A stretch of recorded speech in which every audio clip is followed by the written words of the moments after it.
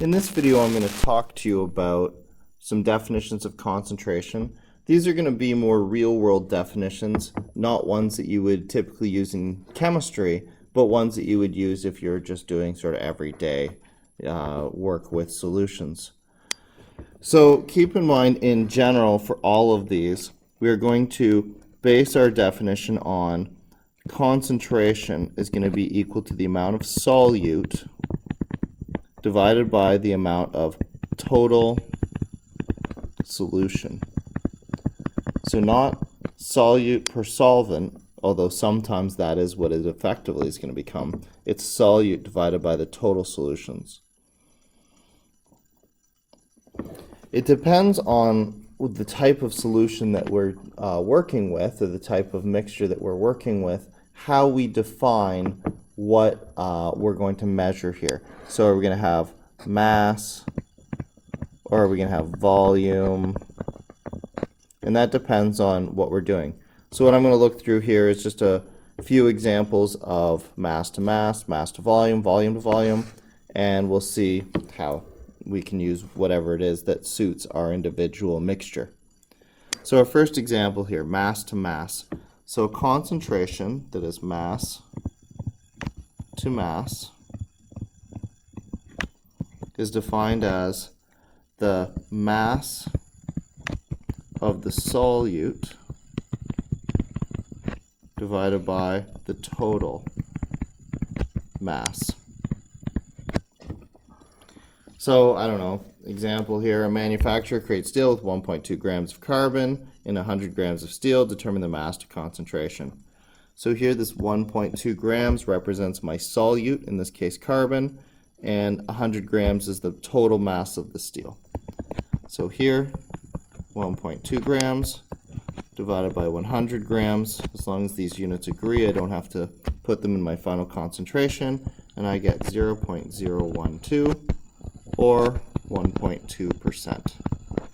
So that would be a mass-to-mass concentration of carbon in steel. That would be a pretty high carbon amount in steel, so this would be a really rigid steel.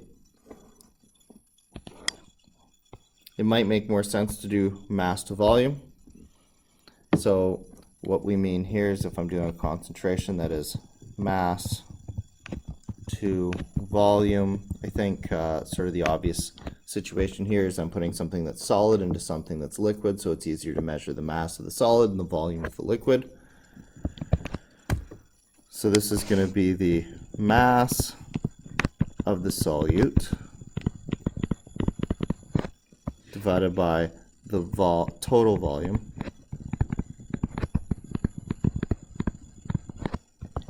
And in this example, you're putting 15 grams of sugar into your 400 milliliters of coffee. Determine the concentration. So I've got 15 grams. This is my solute sugar going into my coffee, into a 400 milliliter coffee. And here, because the units aren't going to agree because we have mass and volume, we need to make sure we're including them on our final answer. 15 divided by 400.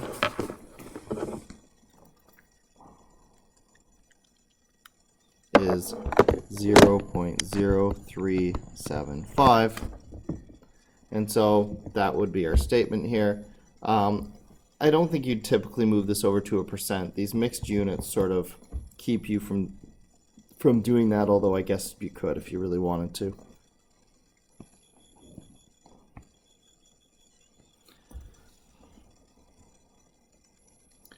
Alright, and finally, if we have a liquid mixed in with another liquid, then it probably might make sense. This is done with like acetic acid or vinegar in water, or alcohol in water, to compare the volume of the solute to the volume of the total solution. And so here, my concentration, being a volume to volume concentration, would be the volume of the solute divided again by the, not the volume of the solvent, but the total volume.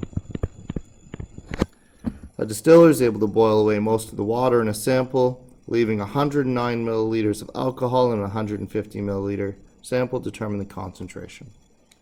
So here We have a lot of it, but this alcohol is still considered the solvent. And my total solution here is 150 milliliters.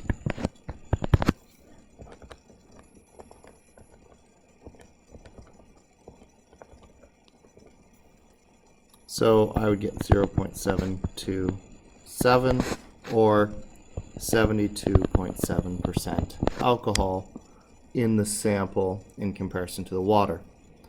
Now a little bit of a note here. We're being a little loose with our definition. Remember, we define the solute as the material that there is less of.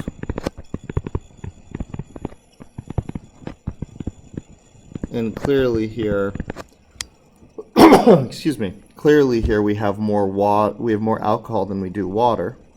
So we're still calling this a solute even though there's more of it, and that has to do with the fact that in a sample of alcohol mixed in water, it's how much alcohol there is that we're really concerned about. So we're treating that as the solute because it's the thing that we're more concerned about. So solid and a solid, you're going to use mass to mass. You use mass to mass a lot of the time, even if it's a solid and a liquid or a liquid and a liquid. Sometimes you still use mass to mass, but solid and a solid, you're definitely using mass to mass. Solid and a liquid, you use mass to volume. You might use mass to mass sometimes too, but you can use mass to volume. It's easier to measure the volume of a liquid. And finally, a liquid and a liquid is the time you're most likely to see a volume to volume concentration.